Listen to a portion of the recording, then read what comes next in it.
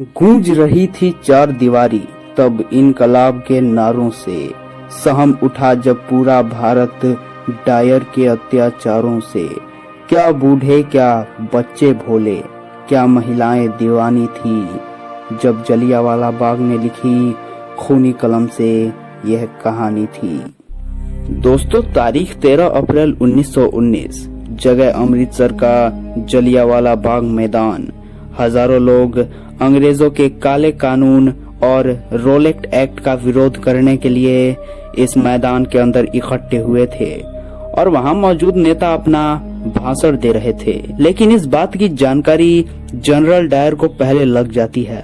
शाम के करीब 4 बजे 2 बख्तरबंद गाड़ियां जलियांवाला बाग मैदान के आगे आकर रुकती है। सब लोग उन्हें देखकर चौंक जाते हैं। जनरल डायर जैसे ही जलियांवाला बाग के गेट पर आकर खड़ा हुआ तो सब लोग उसकी तरफ देख रहे थे और कुछ ही सेकंड के भीतर ही जनरल डायर सैनिकों को जोर से चिल्लाकर आदेश देता है, फायर। और इसके बाद क्या था, पूरा मंजर ही बदल गया।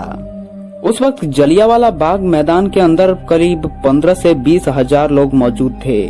चारों तरफ दीवारों से घिरा ये जलियांवाला बाग, जहां से बाहर निकलने के लिए मात्र एक छोटा सा दरवाजा था जो कि 4 से 5 फीट के करीब था।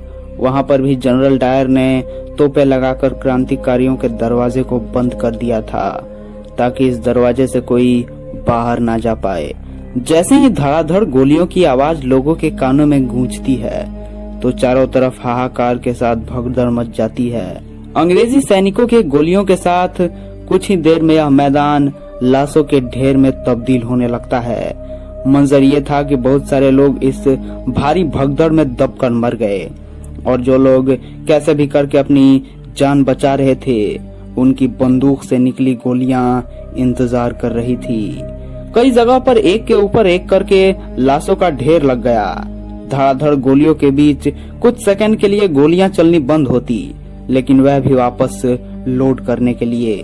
मंजर कितना भयानक था इस बात का अंदाजा इस बात से भी लगाया जा सकता है कि जलियांवाला बाग मैदान में एक बहुत गहरा कुआं मौजूद था। धड़ाधड़ गोलियों से अपनी जान बचाने के लिए लोग सैकड़ों की संख्या में कुएं के अंदर कूद गए। कुछ ही मिनट के अंदर कुछ मृत शरीरों तो कुछ जिंदा लोगों से कुआं भर गया और जो जिंदा बचे थे वह भी कुएं के अंदर दम घुट जाने के कारण मर गए। कुछ लोग जान बचाने के लिए ऊंची दीवारों पर चढ़ने लगे, लेकिन वहां भी गोलियों की बौछार के साथ लाशों की कतार नीचे गिरने लगी। जनरल डायर दौड़ दौड़ कर सैनिकों को यह आदेश देता रहा कि जिस तरफ ज्यादा लोग हैं वहां पर गोलियों की जबरदस्त बारिश करते रहो। करीब 15 मिनट के अंदर 1650 राउंड गोलियां दाग दी गई, जिसमें हजारों क्रांतिकारी वहीं मारे गए और जितने लोग मारे गए थे उससे भी कई ज्यादा लोग बुरी तरीके से जख्मी हो गए थे, जिसमें कई लोग की कुछ दिनों बाद मौत हो गई। लेकिन डायर का इतने से भी मन नहीं भरा। यहाँ पर लाशों का कोहराम मचाने के बाद जब वह अमृतसर की गलियों से वापस गुजरा तो रास्ते में जो भी भारतीय नजर आया उसे गोली से भून दिया। जलियांवाला बाग में हुआ ये नरसंहार बहुत ही ज्यादा क्रूर था, लेकिन एक इंसान उस खूनी संघर्ष में ऐसा भी था से कैसे भी करके बच निकला था।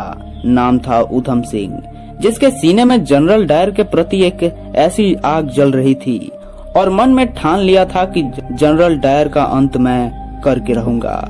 उधम सिंह ने अपनी जिंदगी का मकसद यह बना लिया था कि डायर के जिंदगी के अंत के साथ ही मेरे जिंदगी का मकसद पूरा होने वाला है। कई सालों के इंतजार के बाद वह दिन आ ही गया जब उधम सिंह की गोली हजारों लोगों के हत्यारे जनरल डायर के मौत का इंतजार कर रही थी। करीब 21 साल बाद साल आता है 1940 का।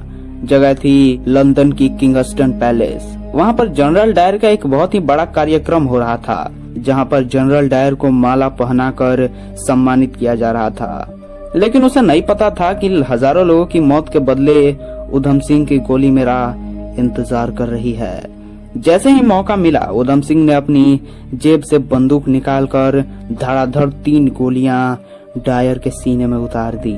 3 गोलियां चलाकर उधम सिंह के मुंह से यही लाइन निकली थी कि मेरा 21 साल पुराना वादा पूरा हुआ। दोस्तों, सच्ची देशभक्ति क्या होती है ये शहीद आजम उधम सिंह से भला बेहतर उदाहरण और क्या हो सकता है, जिनकी खून में ही देशभक्ति सवार थी और उस क्रूर अत्याचारी जनरल डायर का उन्होंने अपनी गोली के साथ अंत कर दिया। दोस्तों कमेंट में जय हिंद लिखना मत भूलिएगा और वीडियो पसंद आया है तो अपने दोस्तों और फैमिली मेंबर्स के साथ शेयर जरूर करिएगा। वीडियो के अंत तक बने रहने के लिए आपका बहुत बहुत धन्यवाद।